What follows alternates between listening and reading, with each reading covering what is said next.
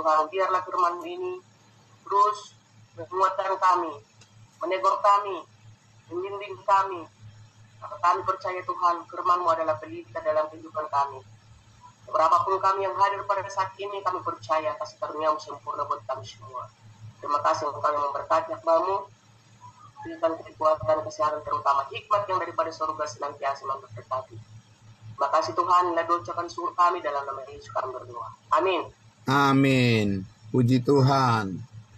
Terima kasih Bu Rostani untuk doa penyambutan firman Tuhan. Baik, saudara-saudaraku yang dikasihi Tuhan Yesus, ya, kita kembali lagi masuk pada perenungan firman Tuhan. Puji Tuhan, di pagi hari ini kita sehat semuanya ya. Puji Tuhan, amin. Ya, Bapak Ibu Saudara yang dikasihi Tuhan Yesus, ya, hal yang sangat luar biasa. Setiap pagi kita memperlihatkan bagaimana rasa syukur kita kepada Tuhan selagi masih diberikan waktu bagi kita semuanya. Ya, puji Tuhan, Tuhan menguatkan kita semua, Tuhan memberkati kita semuanya, saudara-saudaraku yang dikasihi Tuhan.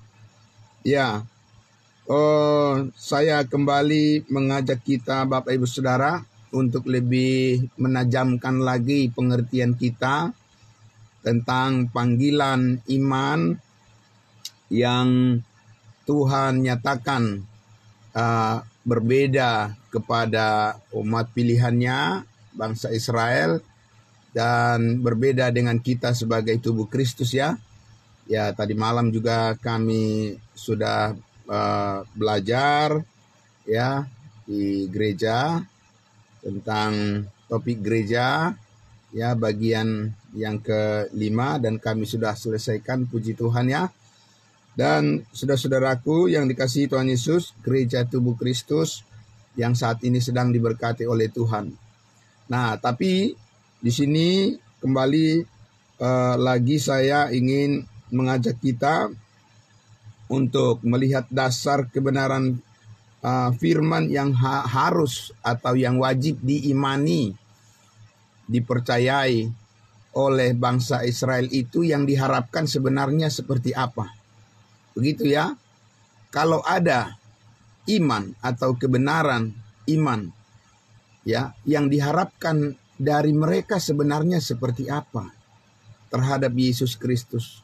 Dan juga kalau ada iman yang diharapkan sebagai respon kita kepada Allah, kepada Yesus Kristus, seperti apa Bapak Ibu Saudara sebenarnya?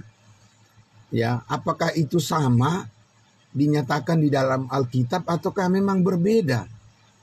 Sehingga kalau kita memahami perbedaan itu, maka kita dengan jelas terang benderang akan melihat di mana letak kegagalan orang beriman itu, saudaraku ya.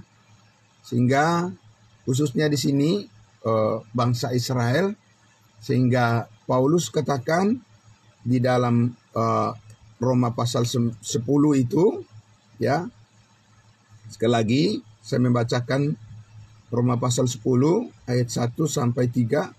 Saudara-saudara, keinginan hatiku dan doaku kepada Tuhan ialah supaya mereka diselamatkan. Ya. Ayat 2, sebab aku dapat memberi kesaksian tentang mereka bahwa mereka sungguh-sungguh giat untuk Allah, tetapi tanpa pengertian yang benar. Nah, itu ya. Jadi sebenarnya mereka, orang-orang Israel itu, kegagalan mereka di dalam merespon kehendak Tuhan itu sebenarnya seperti apa? Bukankah mereka adalah orang yang sangat giat untuk Allah, yang sungguh-sungguh untuk Allah? Letak masalahnya di mana? Begitu ya, Bapak Ibu ya. Mereka kan punya kitab suci. Ya, mereka rajin beribadah. Ya, mereka sungguh-sungguh melakukan perintah-perintah Tuhan, yaitu hukum Taurat. Kenapa? Masalahnya di mana Bapak Ibu Saudara? Lalu sekarang ini kenapa orang-orang yang justru ya berusaha untuk berjuang keras melakukan perintah-perintah hukum Taurat, firman Tuhan katakan justru itu satu kekeliruan yang besar. Karena sekarang ya kita tidak hidup di bawah hukum Taurat. Ya, lalu Bapak Ibu Saudara, ini sangat luar biasa ya.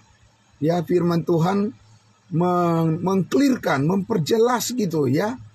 Ya, seperti apa iman kepada Tuhan saat ini dan kenapa, seperti apa harusnya orang Israel mengimani Yesus Kristus itu bagaimana.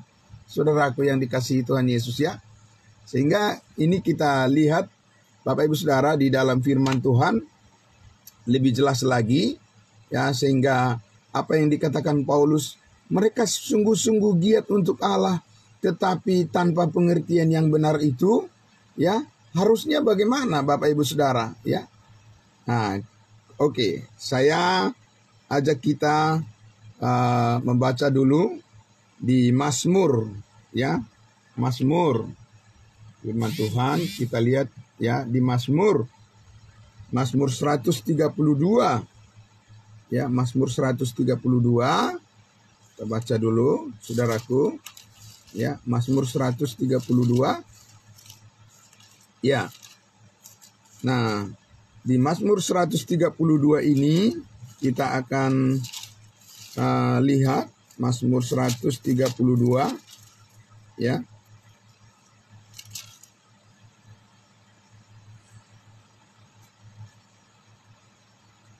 Ya, ini adalah merupakan ya janji ya, janji Tuhan kepada umatnya Israel dan bagaimana mereka selanjutnya harus meresponinya ya, harus mengimaninya. Ayatnya yang saya mengajak kita untuk melihat ayatnya yang ke-11, ya, dari ayat 10 lah ya. Ya, saya baca ya. Mazmur 132 mulai dari ayatnya yang ke-10. Oleh karena Daud hambamu, janganlah engkau menolak orang yang kau urapi. 11. Tuhan telah menyatakan sumpah setia kepada siapa? Kepada Daud. Ia tidak akan memungkirinya. Seorang anak kandungmu akan kududukan di atas tahtamu. Nah, itu ya. Jadi Tuhan sudah berjanji ya, dikatakan bahwa anak dari keturunan daripada Daud akan ya didudukkan di atas tahtanya Daud ya. Dan ayat 12 kita lihat, jika anak-anakmu berpegang pada perjanjianku dan pada peraturan-peraturanku yang kuajarkan kepada mereka, maka anak-anak mereka selama-lamanya akan duduk di atas tahtamu. Selama-lamanya akan duduk di atas tahtamu, tahta Daud ya. Nah, kemudian dikatakan di ayatnya yang ke-13, sebab Tuhan telah memilih Sion. Sion itu siapa? Israel ya. Mengingininya menjadi tempat kedudukannya. Nah, itu Tuhan yaitu menegaskan lagi kembali apa yang dijanjikan kepada nenek moyang mereka, yaitu Abraham, Ishak dan Yakub ya. Dan ayat 14, inilah tempat perhentianku selama-lamanya. Di sini aku hendak diam sebab aku mengingininya. Ya, itu adalah kehendak Tuhan, rencana Tuhan bagi mereka. 15, perbekalannya akan kuberkati dengan limpahnya ya. Orang-orangnya yang miskin akan kukenyangkan dengan roti, imam-imamnya akan kukenakan pakaian keselamatan, dan orang-orangnya yang saleh akan bersorak-sorai dengan girang. Di sanalah aku akan menumbuhkan sebuah tanduk bagi Daud. Ya, ayat 17. Di sanalah aku akan menumbuhkan sebuah tanduk bagi Daud, tunas Daud, ya. Aku akan menyediakan buah pelita bagi orang yang kuurapi, ya. Dan ayat 18 terakhir, musuh-musuhnya akan kukenakan pakaian penuh malu, tetapi di atas kepalanya akan bersemarak mahkotanya. Ayat 17 tadi, Di sanalah, di Sion, di Israel lah, Tuhan akan menumbuhkan sebuah tanduk bagi Daud, ya, yaitu tunas Daud. Makanya disebut Yesus Kristus adalah anak Daud. Jadi ini bukan berbicara tentang Salomo, ya, anak-anak Daud dan seterusnya, tetapi ini adalah berbicara tentang Yesus Kristus sebagai anak Daud, tunas Daud namanya, ya. Nah, jadi Bapak Ibu Saudara, inilah yang harus direspon oleh mereka, ya. Inilah yang harus diimani oleh orang-orang Israel itu, saudara-saudaraku, ya. Inilah yang harus mereka sambut, yaitu keturunan daripada Daud itu, ya. Jikalau itu hadir di tengah-tengah mereka, maka orang Israel harus menyambutnya, harus mempercayainya. Jadi ini tidak terkhusus berbicara tentang salib, seperti kita sekarang ini merespon, amin. Iya, saudara, ya benar, memang seperti itu. Jadi tidak secara khusus orang Israel itu diminta oleh Tuhan untuk mengimani, meresponi akan salib Kristus, tetapi mengimani, meresponi, mempercayai anak Daud, ya, keturunan Daud, tunas Daud, ya, yaitu Yesus sebagai Mesias. Nah, sebagai Raja bagi mereka. Itu yang harus dipercayai. Ya, kalau kita sekarang apa?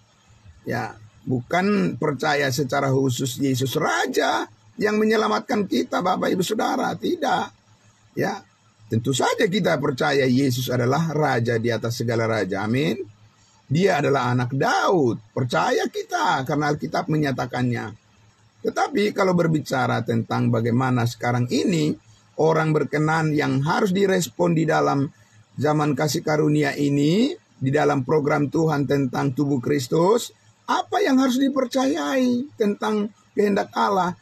Itu tentang salibnya yang Paulus katakan, sebab yang sangat penting telah kusampaikan kepadamu, yaitu Kristus telah mati untuk menghapus segala dosa kita. Itu, ya. Oke, Bapak Ibu Saudara, ya. Jadi sekarang, ya, kita akan melihat di dalam Matius. Nah, ya, kita sudah dari kitab Perjanjian Lama, ya.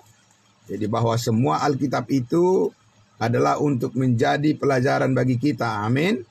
Ya, Bapak Ibu Saudara, ya, dari Kejadian sampai Wahyu itu adalah firman Allah yang meneguhkan iman kita, tetapi harus dibagi dengan tepat, ya. Jangan campur adukan semuanya. Ya, harus dibagi dengan tepat, barulah itu menjadi kekuatan bagi iman kita sebagai tubuh Kristus. Kita lihat di Matius pasal 1. Nah, di Matius pasal 1, ya. Matius pasal 1, kita lihat, ya. Di awal, di pembukaan Matius pasal 1, ayat 1 saja, di sini sudah jelas dinyatakan apa yang menjadi pengharapan mereka, ya, terkait dengan Yesus Kristus, ya, saudaraku, yang dihubungkan dengan janji Tuhan kepada Daud, anak Daud yang akan menjadi raja atas mereka. Ayat 1, Matius pasal 1, ya. Inilah silsilah Yesus Kristus. Nah, itu yang saya katakan tadi, bahwa yang disebut anak Daud tadi bukan berbicara tentang Salomo, ya, anak Daud yang lainnya, tidak. Tapi itu berbicara tentang Yesus Kristus. Ayat 1, inilah silsilah Yesus Kristus anak Daud. Amin. Ya, itu jelas sekali. Anak Abraham. Dan seterusnya, sampaikan di situ, saudara-saudaraku, sampai di ayat 16. Ya, ini adalah keturunan Daud, silsilahnya, ya, tarombo, ya, silsilah. Ya, ayatnya ke-16 dikatakan, Yakub memperanakkan Yusuf, suami Maria. Ini ya bukan Yakub anak Ishak, ya. Jadi bapaknya Yusuf itu namanya siapa? Yakub, ya. Ya, Yakub memperanakkan Yusuf suami Maria yang melahirkan Yesus yang disebut Kristus. Udah jelas ya? Nah, itulah Kristus yang diurapi sebagai Raja Mesias. Itu yang harus mereka sambut Bapak Ibu Saudara. Ya, jadi tidak secara khusus mengenai salib. Amin. Ya, iman mereka untuk keselamatan tidak secara khusus kepada salib. Walaupun salib Kristuslah yang menebus segala dosa mereka. Ibrani 10 ayat 10. Sebab karena kehendaknya inilah kita telah dikuduskan sekali untuk selama-lamanya oleh persembahan tubuh Yesus Kristus. Kata penulis kitab Ibrani. Ya, jadi untuk mereka, untuk orang-orang Israel, untuk bangsa Israel, darah Kristus juga keselamatan buat mereka. Karena darah Kristuslah yang mengampuni segala dosa mereka juga. Amin. Tetapi, saudaraku yang dikasihi Tuhan Yesus, ya, ketika Allah menghadirkan Yesus Kristus di tengah-tengah mereka, ya, untuk memulihkan bangsa itu sebagai bangsa yang kudus, bangsa pilihan Tuhan, maka yang diminta untuk berkenan kepada Allah, yang diminta untuk mereka merespon adalah, yaitu bukan tentang salibnya, seperti yang kita alami sekarang ini, yang seperti yang ditujukan kepada kita sekarang ini. Tapi kepada mereka diminta untuk meresponi Yesus adalah Mesias. Yesus adalah Raja bagi mereka. Anak Daud. Ya, kita lihat lagi ya Bapak Ibu Saudara. Matius pasal 15. Coba kita lihat ya. Supaya ini clear ya. Ini jelas sekali buat kita membedakan Bapak Ibu Saudara. Bagaimana panggilan Allah kepada bangsa Israel, bagaimana sekarang panggilan Allah bagi kita bangsa lain, ya. Supaya dalam pemberitaan itu, ya, pemberitaan firman Tuhan itu, ya, menjadi efektif, ya, untuk membawa orang lain pada kebenaran. Matius 15 ayatnya yang kita lihat di ayatnya yang saya akan membacakan ini. Ini adalah perempuan Kanaan, bukan orang Israel ini, saudaraku. Tapi pada masa Yesus, dia tahu bahwa Yesus itu adalah Tuhan, dan dia tahu Yesus itu adalah anak Daud. Ya, dari ayat 21. Saya baca ya. Matius 15. Lalu Yesus pergi dari situ dan menyingkir ke daerah Tirus dan Sidon. Maka datanglah seorang perempuan Kanaan dari daerah itu dan berseru. Ya. Dia berteriak, dia berseru, dia katakan apa? Kasihanilah aku ya Tuhan, anak Daud. Nah, itu ya. Jadi orang dari bangsa lain juga pada saat masa Yesus ada di bumi, mereka juga bukan diminta mempercayai Yesus mati menghapus segala dosa seperti sekarang kita ini bangsa lain. Ya, karena apa? Karena bangsa lain pada saat masa Yesus ada di bumi ini masuk di dalam program bangsa Israel. Ya, mereka masuk harus mempercayai sama seperti yang dipercayai oleh orang Israel tentang Yesus Kristus. Ya, beda sekarang. Bangsa lain kita harus mempercayai salib Kristus supaya kita berkenan kepadanya kan? Supaya kita diselamatkan. Nah, perempuan Kanaan ini berkata, ya, bahwa dikatakan, ya Tuhan, anak Daud, kasihanilah aku karena anakku perempuan kerasukan setan dan sangat menderita. Dan seterusnya, akhirnya, ya, setelah perempuan Kanaan ini terus, ya, meminta agar Yesus berbelas kasihan kepadanya, maka akhirnya Yesus menyembuhkan dia. Di ayat 28 ya.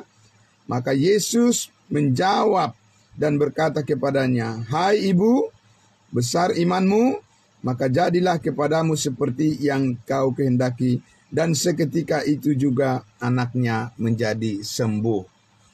Kenapa bangsa lain bisa memperoleh kesembuhan pada saat itu Bapak Ibu? Ya, karena itulah janji Tuhan kepada Abraham. Melalui keturunanmu, ya, semua orang di muka bumi beroleh berkat.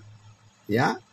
Tapi itu belum bisa secara besar-besaran disampaikan keselamatan bagi bangsa lain, karena dikatakan oleh Yesus di ayatnya yang ke-24 itu, dia katakan apa? Yesus berkata kepada perempuan Kanaan ini, jawab Yesus, aku diutus hanya kepada domba-domba yang hilang dari umat Israel.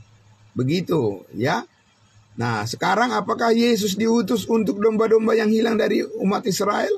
Sekarang ini Bapak Ibu Saudara? Tidak. Ya, Yesus diutus melalui pemberitaan Injil yang kita sampaikan, Injil keselamatan, Injil kasih karunia Allah, adalah untuk semua orang. Amin.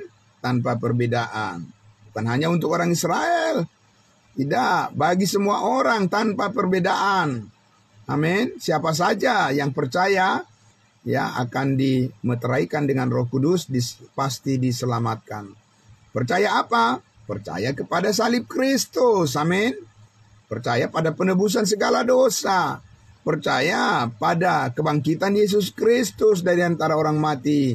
Percaya kepada firman kebenaran, Injil kasih karunia yang disampaikan oleh Rasul Paulus sebagai rasul bangsa lain.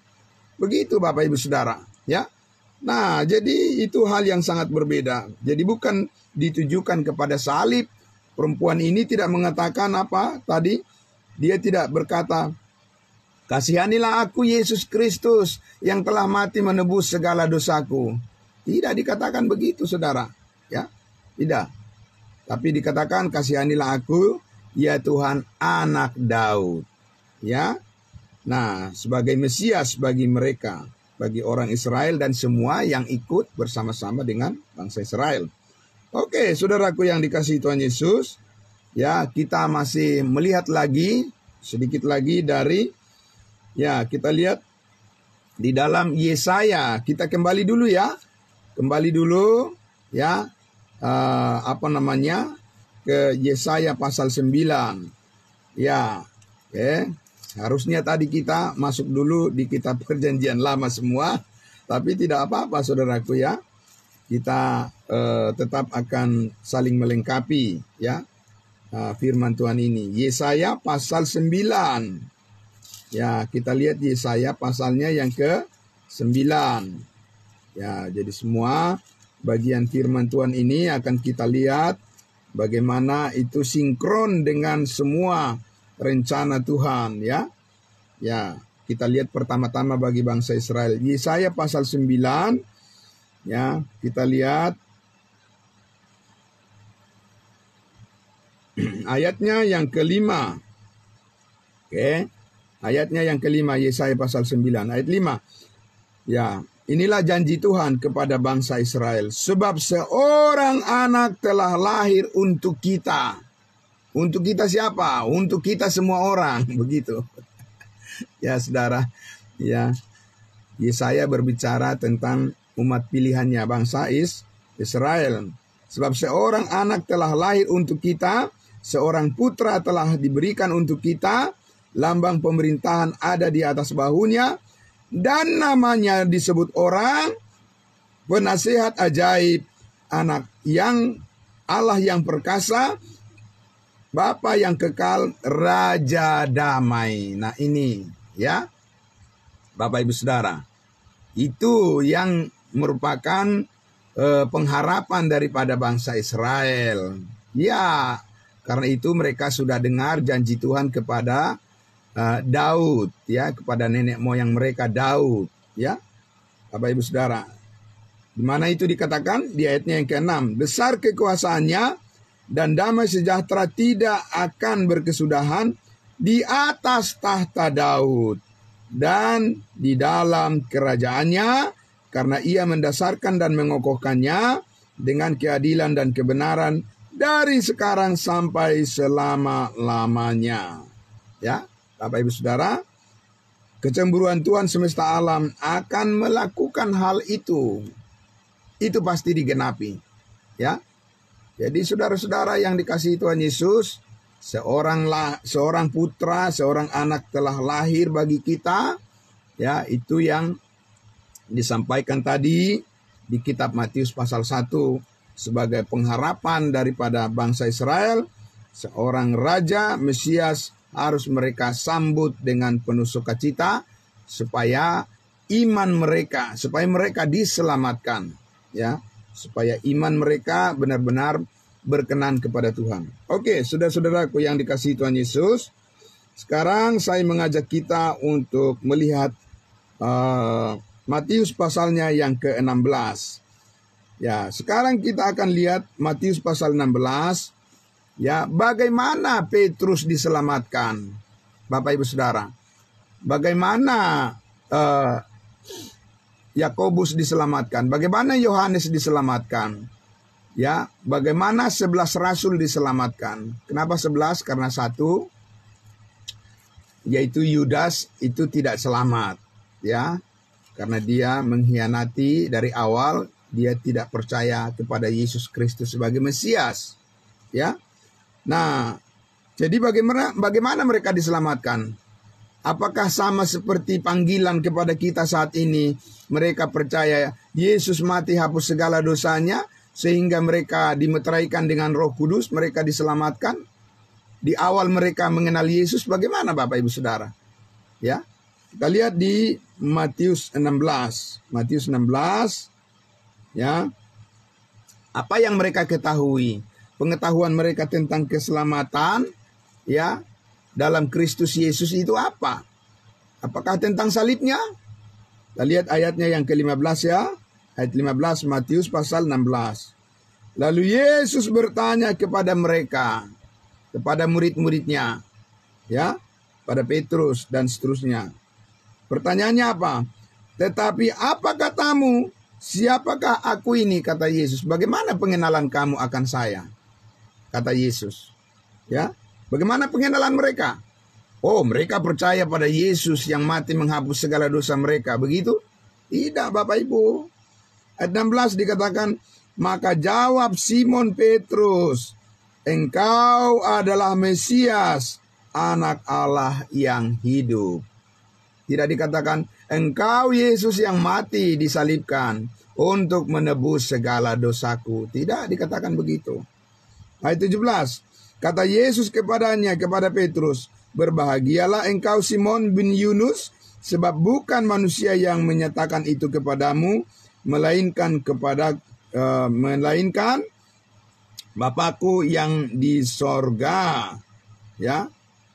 Dan aku pun berkata kepadamu, engkau adalah Petrus, dan di atas batu karang ini aku akan mendirikan jemaatku, dan alam maut tidak akan menguasainya. Di atas batu karang ini, batu karang apa?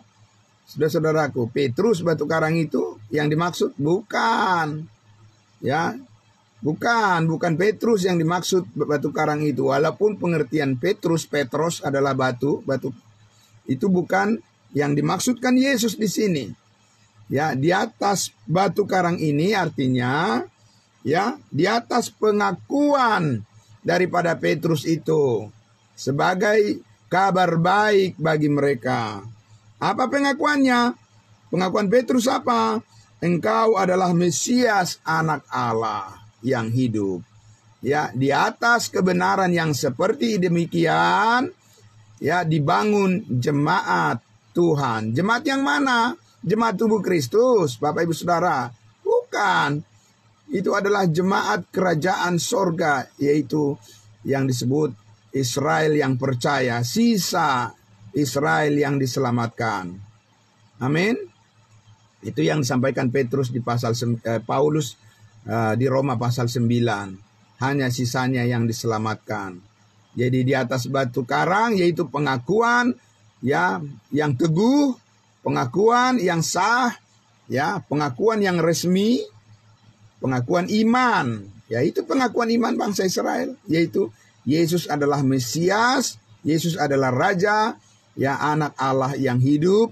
Dan setiap orang yang mempunyai pengetahuan yang demikian, yang menerima kebenaran yang seperti itu, maka mereka pasti diselamatkan. Dan itulah yang ditolak oleh Farisi, ahli Taurat, ya, orang Saduki, dan orang-orang Israel pada umumnya. Mereka menolak Yesus adalah Mesias. Mereka menolak Yesus adalah anak Allah.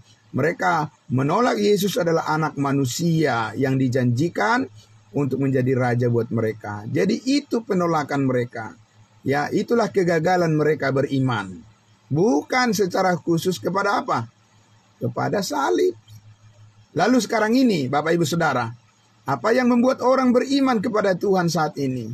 Kalau mereka tidak mengerti tentang makna daripada salib Kristus, karya Yesus Kristus di atas kayu salib, ya, yang sudah menebus, mengampuni segala dosa sekali untuk selama-lamanya. Bapak Ibu Saudara yang dikasihi Tuhan Yesus, ya, saya mengajak kita untuk melihat dulu, ya, di bagian firman Tuhan, ya. Sedikit lagi Bapak Ibu. Kita lihat dulu di Matius. Ya.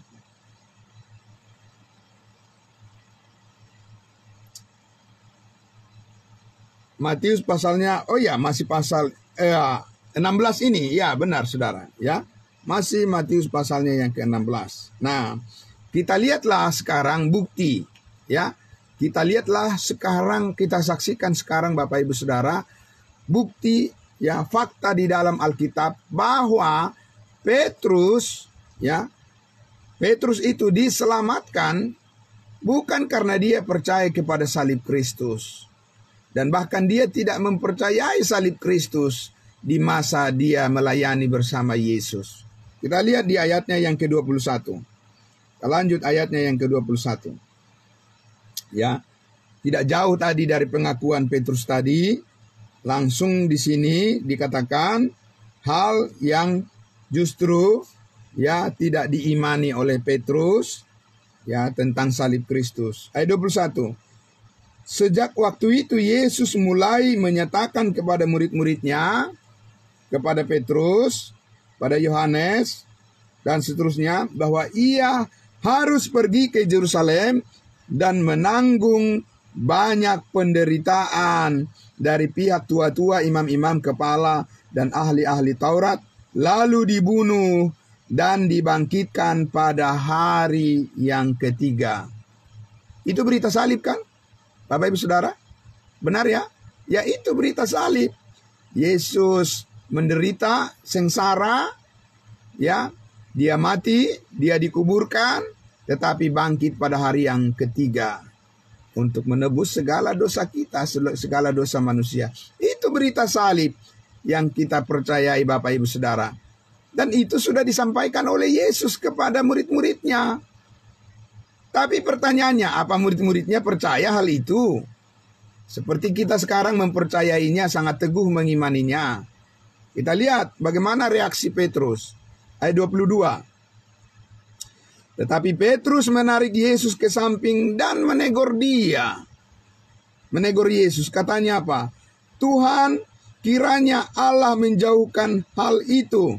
Hal itu apa? Hal itu sekali-kali takkan menimpa engkau. Kematiannya. Ya, harapan Petrus adalah jangan sampai terjadi. Begitu kan? Berarti dia tidak mempercayai itu sebagai jalan keselamatan baginya. Ya. Maka Yesus berkata, ayat 23 apa? Maka Yesus berpaling dan berkata kepada Petrus, "Enyala iblis, engkau suatu batu sandungan bagiku, sebab engkau bukan memikirkan apa yang dipikirkan Allah, melainkan apa yang dipikirkan manusia yang kau pikirkan." Apa yang dipikirkan oleh Allah, Bapak Ibu Saudara? Yesus Kristus harus naik ke atas kayu salib.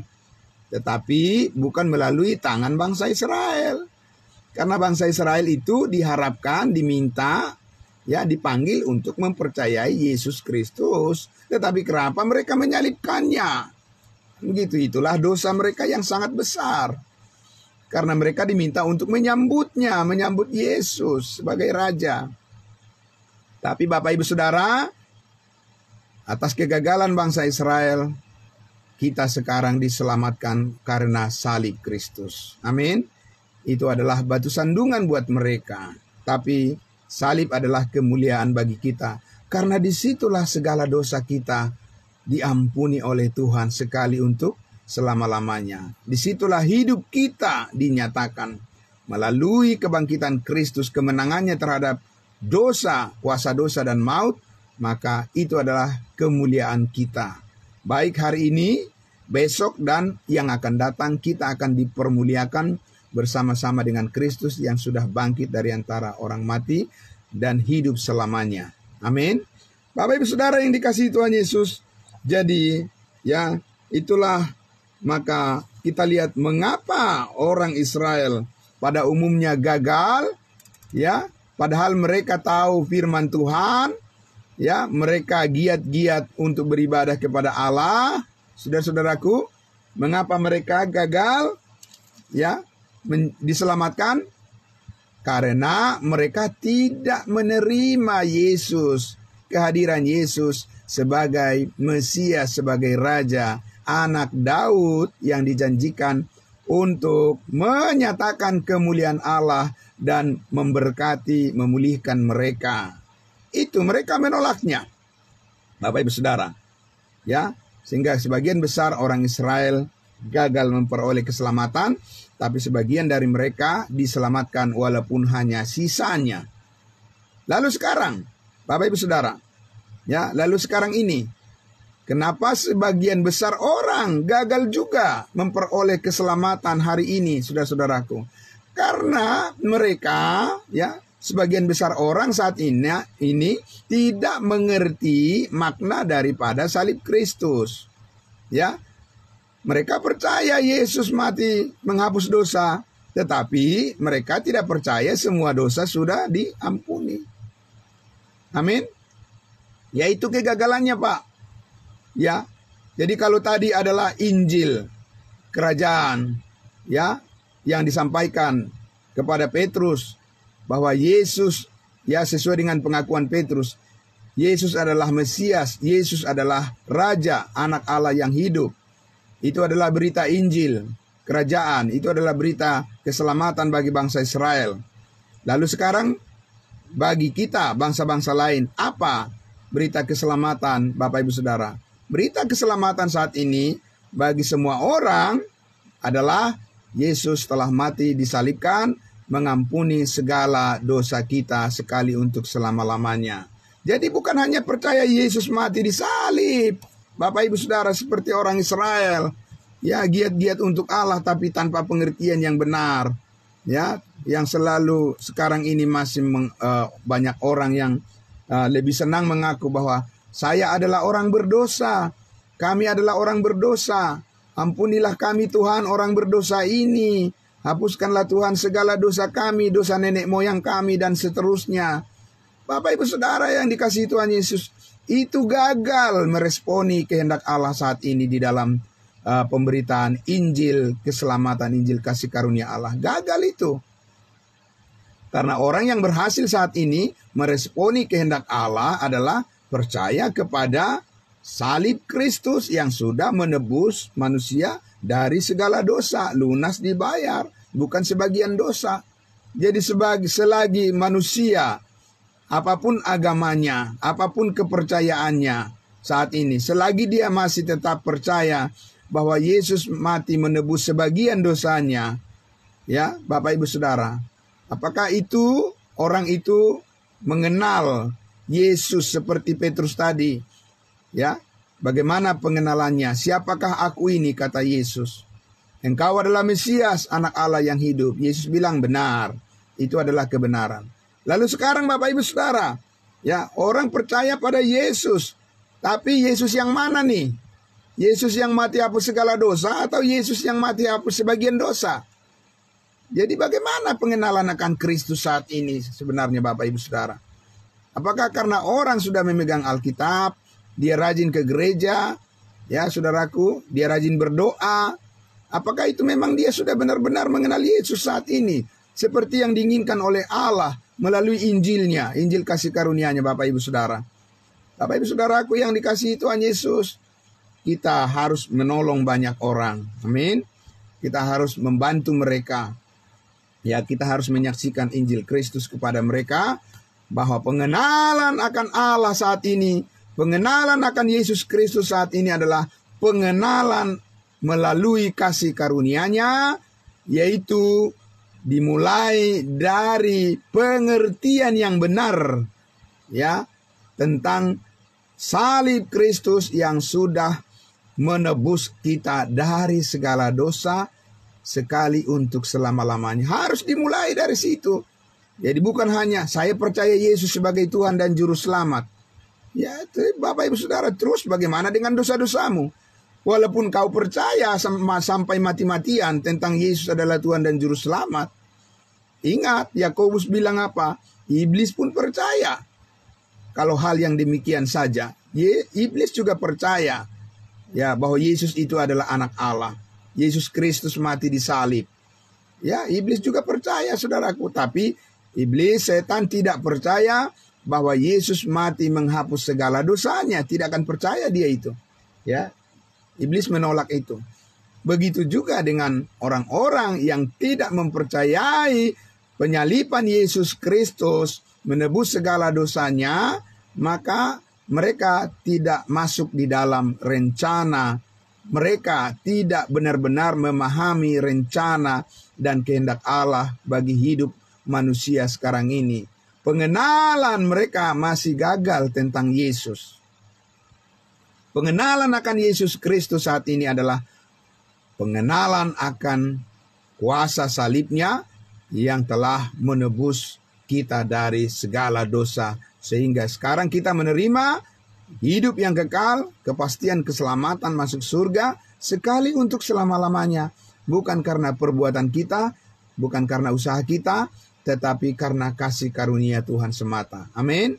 Bapak Ibu Saudara yang dikasihi Tuhan Yesus, inilah berita ya keselamatan, itulah berita kebenaran, itulah berita yang sangat luar biasa, berita yang membangkitkan manusia dari kematian, dan itulah berita yang sangat membawa sukacita dan damai sejahtera bagi semua orang saat ini.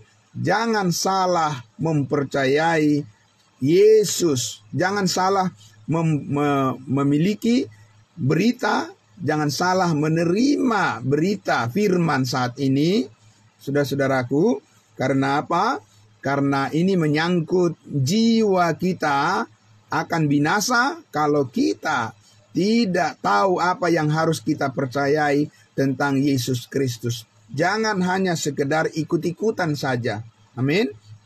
Ya, manusia beragama ya, beragama Kristen jangan hanya sekedar ikut-ikutan saja, Bapak Ibu Saudara. Harus ikut benaran. Amin.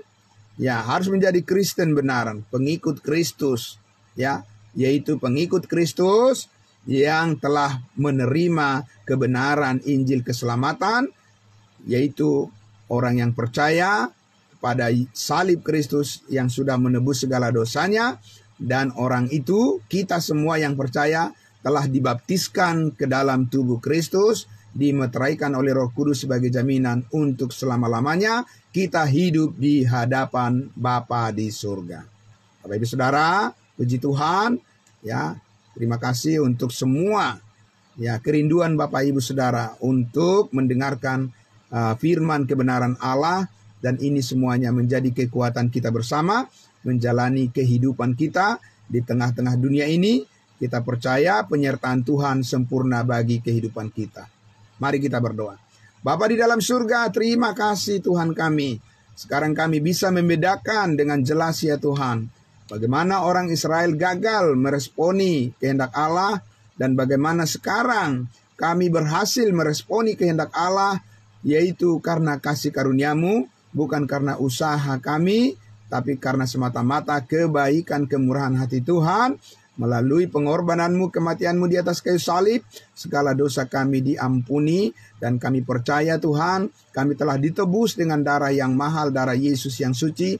Itu adalah berita yang paling brilian, berita yang paling mutakhir, adalah berita yang paling terang, yang paling cerdas, berita yang paling dibutuhkan oleh semua orang, supaya semua orang diselamatkan yang percaya dan memperoleh pengetahuan akan kebenaran Kristus Yesus Tuhan kami. Terima kasih Bapa atas kebenaran yang luar biasa ini. Terima kasih atas berkat yang luar biasa ini. Menjadi sukacita kami bersama untuk selama-lamanya sebagai jemaat tubuh Kristus. Terpujilah Engkau Bapa di surga, dalam nama Yesus Kristus kami berdoa atas kebenaran firman-Mu. Kami serahkan satu hari ini menjadi hari yang penuh sukacita dan berkat, memuliakan Tuhan. Terima kasih Bapa di surga. Haleluya. Amin. Amin. Terima kasih saudaraku. Ya, terima kasih juga untuk Ibu Beth yang mengikuti dari live streaming Facebook. Tuhan memberkati ya Bu ya. Ya, terima kasih. Saya kembalikan pada hambanya, Bapak Pendeta Pardosi. Shalom.